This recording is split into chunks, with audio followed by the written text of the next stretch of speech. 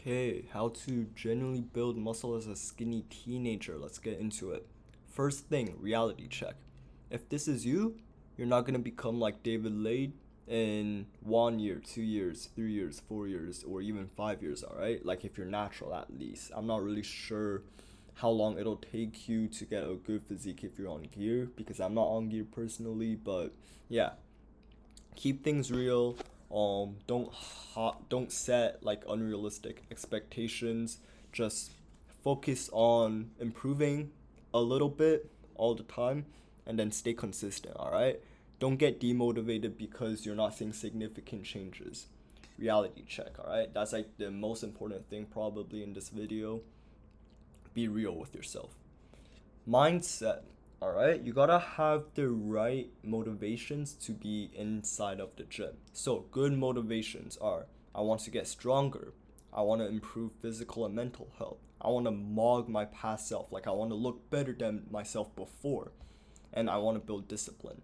These are all good reasons to be in the gym. Okay, now bad reasons to be in the gym: I want to pull girls, I want to mog others, like I want to look better than others, I want to look good because other people my age look good, and you're constantly comparing yourself to others. Okay, these are bad reasons to be in the gym. Why? Because over time, over time working out is going to take a mental toll on yourself. Okay, like you're going to struggle mentally, and then when you turn towards the reasons why you're in the gym, these reasons, because they're not focused on yourself, they're more focused on other people, it's not going to help you out when you're in that low mental state. So always remind yourself that these are the better reasons to be in the gym. When you're feeling low mentally, tell yourself this, remind yourself of these reasons, and then it'll be easier to stay consistent. Okay, so these are good, these are bad. All right, mindset, that's really important when you're in the gym. Okay, helps you stay consistent. Split, there's so many splits out there. I'm just going to focus on these three because it's what I'm familiar with. There's also splits like customized ones and anterior posterior, but yeah, bro split, I'm not gonna talk about this too much because it's not the most optimal. Why? It's like it only hits every muscle group once a week. All right, so you got chest, back, shoulders, arms, legs. You're only hitting chest once a week, you're only hitting shoulders once a week, you're only hitting biceps and triceps once a week. It's just not that good. Okay, it's good if you're a beginner. Like if you're only a year into the gym, you could definitely run the bro split, but I wouldn't say it's very optimal in the long run. Okay, so you could try this, but don't stick with it too long. Push pull legs, this is a better split. It's personally what I run, so you should know that push is chest, shoulders, triceps, pull is back and biceps. Option one, you do push pull legs, and then every other day is rest. This is somewhat good, but you're only hitting every muscle group again once a week. It could definitely be good if you do sports outside of the gym. Okay, but I'm just talking from like a solely bodybuilding perspective. So I wouldn't say this is the most optimal. Option two, this is what I run personally. You do push pull legs, 1 day of rest, push pull legs. It's really good. I think it's really good. I've been running this split for a while now.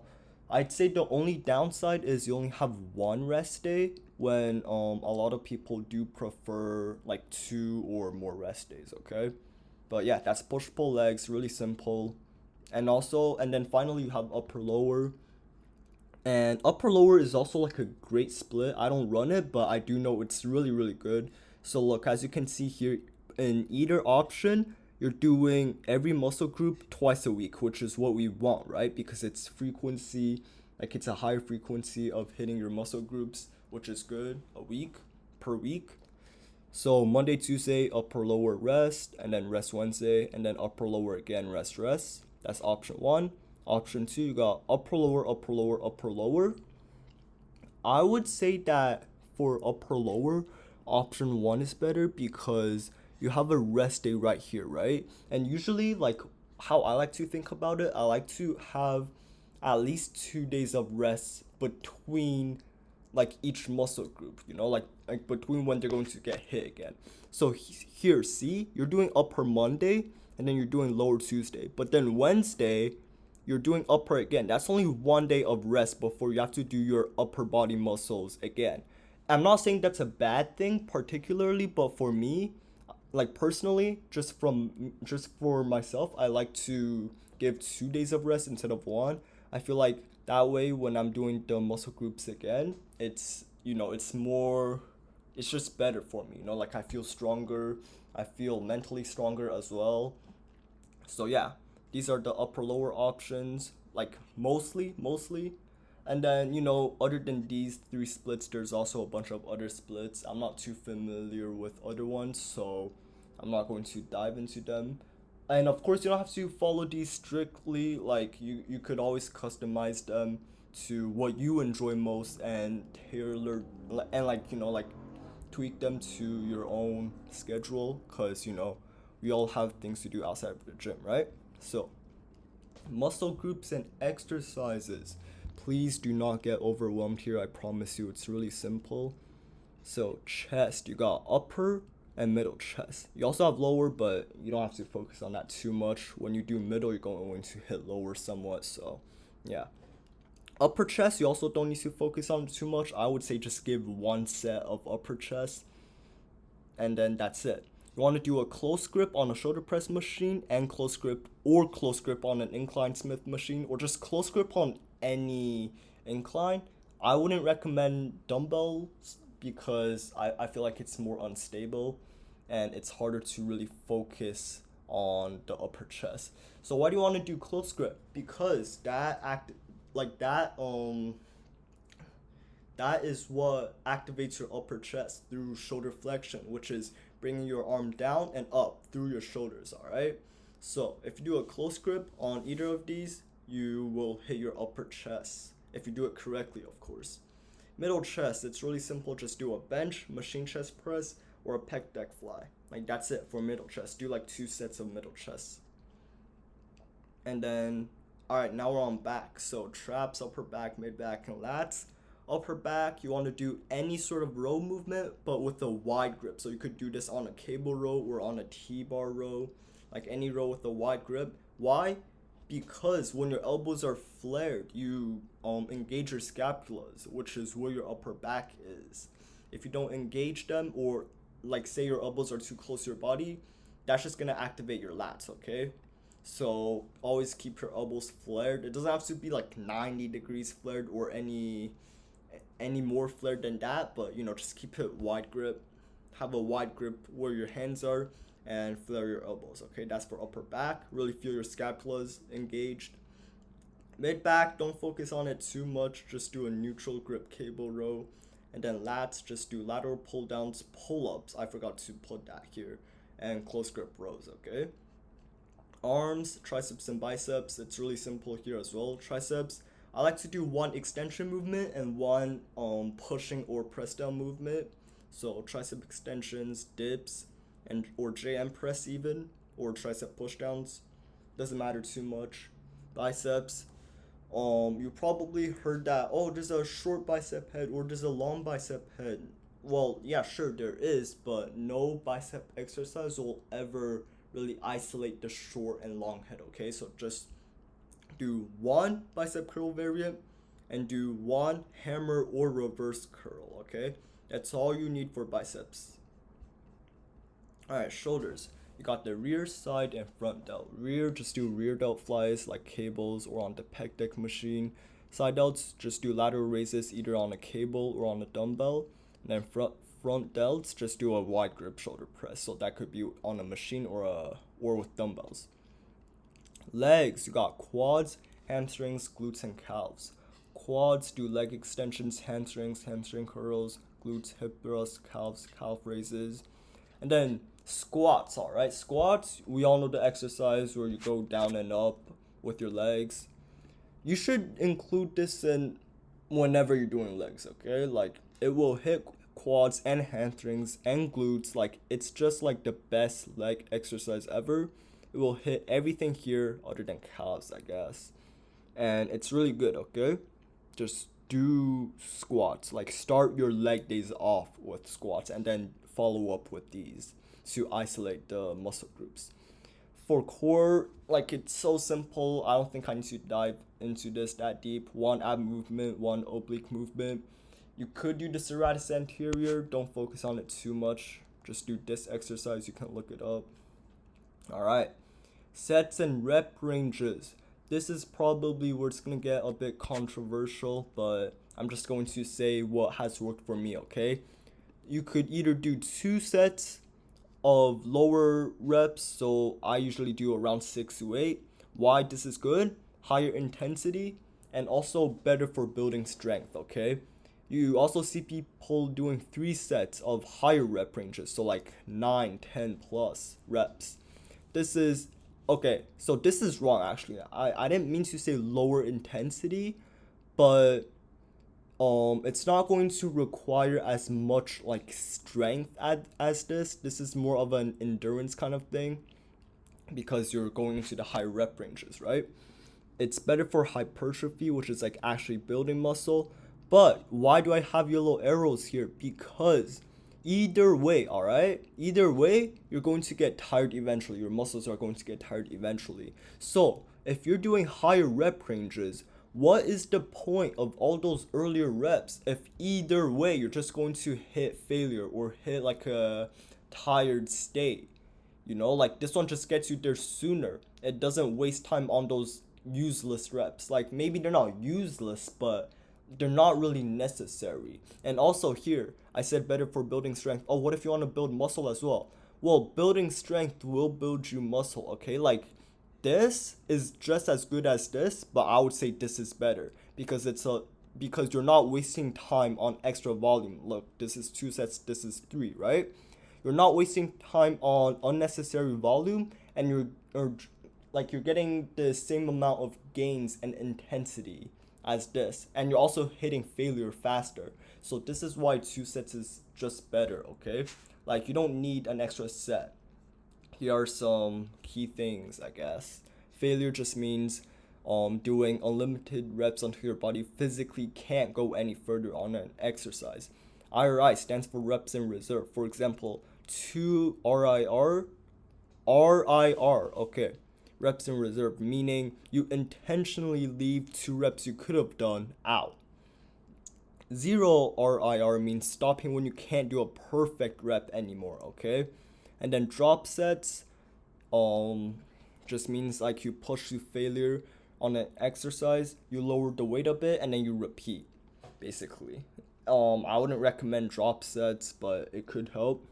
And the difference between failure and 0 RIR is you stop when you can't do a perfect rep, right? But for failure, you could do like a half rep or like a quarter rep. Like, you could do partial reps still. So that's the main difference between these two. Also, like, please do not go past 3 exercises. Like, I mean, 3 sets per exercise. Like, you don't need 4, 5, 6 sets. Like, you don't even need 4 sets on any exercise, okay? Just keep it 2 or 3. I recommend 2. Diet, alright. So, really just, like, if you're a teenager, bro, just focus on whole foods, you know. Avoid junk, but some is fine. Like, you don't need to be, like, 100,000 million whatever percent like locked in on your diet, okay? Really just eat whatever, but just try to focus on whole foods. But if you eat junk, it's not the end of the world, okay? Eat junk if you want to, just don't rely on it. Now, you want to eat some carbs 30 minutes to an hour before you work out, because carbs is sugar, basically. And then sugar is glucose, right? And then if you took biology or science, like, this is really basic knowledge. Glucose is the main thing in cellular respiration, which is like the process your body uses for energy. Blah blah blah, whatever. Just eat carbs 30 minutes to an hour before working out. It's going to give you that extra energy boost. And then after working out, you want to eat carbs and also proteins to help with those muscles that are tired, okay? Keep a balanced diet. Like I said, you could eat junk, you could eat whole foods, you could eat whatever, all right? Avoid junk, but also don't, limit yourself to not eating junk. Like, it doesn't really matter. You don't need to put all your focus in protein, okay? You don't need like a. Okay, I don't know why I can't make the box thing, but whatever. You don't need 1,000 grams of protein a day, all right? Like, that's not necessary. Just eat a normal amount, 1 gram per body weight in pounds. Like, that's all you need. If you're less than that, like, it doesn't even matter, all right? Just don't eat too little. And most importantly, okay, this is like so important. If you're a teenager, please just be grateful for what's like available in your home. Eat whatever your parents make with gratitude, okay? Like, they're not gonna be here forever, so if they're still cooking for you, you better be thankful. Just eat your parents' food, eat your mom's cooking, eat your dad's cooking, eat your grandparents' cooking. Like, your diet does not matter that much. Like it does matter, but it doesn't matter. It's not like everything you have to put your focus on, okay? So really just eat whatever, but keep these in mind, and also eat whatever is inside your home, eat whatever your parents make with gratitude, okay? Please. That is so important. Okay. Now, if you're a beginner, you're not going to follow everything I just said exactly, okay? You could try, but it's fine if you don't. So how do you actually start? First, you want to start by working out at home. You want to get used to working out if you're a person who doesn't usually work out. So you could do really simple exercises such as push-ups, sit-ups, pull-ups if you have a pull-up bar. Really just simple exercises that do not require equipment, okay? You could try that for a few days. See if this gym thing is good for you. Then you could consider registering for a gym. You could spend your first week doing some testing, okay? So what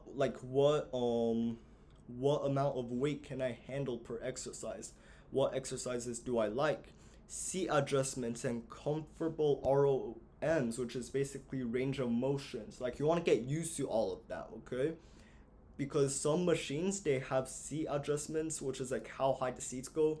Those are really crucial. You want to know like what you feel comfortable with.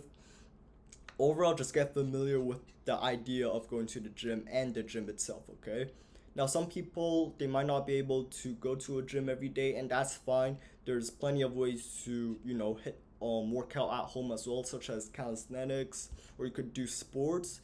Like, working out doesn't just mean weights, okay? It just means like getting your body in shape and pushing your body, okay? And then, finally, time to lock in.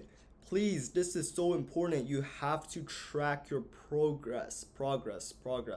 Like, every exercise, like every workout, every exercise, you want to write down how many sets you did, how many reps you did, and then you want to aim for progressive overload, which is basically small bits of improvement every time you hit like those exercises again and again. You want to be able to do one extra rep than last time. You want to be able to do a little bit more weight than last time. But if you don't, that's also fine, just as long as you're getting to what you previously got to, but it feels like somewhat easier, if you know what I mean. Like, those are all signs of progressive overload, which is what you want to aim for. Please stay consistent to your split and schedule. Don't tweak your schedule too much. Don't tweak your split too much. Just pick one, pick what works for you, and then stay consistent to it. And then finally, stay humble and proud, okay? Like, be humble and also be proud of yourself, okay? That's how you start as a beginner. And finally, like, this is what I want to leave you off with before you click off the video. Enjoy the process, okay? Like, you have to enjoy the process. If you think the gym is a chore, you're not going to stick in it very long unless you got like David Goggins level discipline, which is also good. Like, you got to learn to do the things you don't enjoy doing, but if you can, just please enjoy the process. Like, enjoy yourself, enjoy the process, okay? That's pretty much it.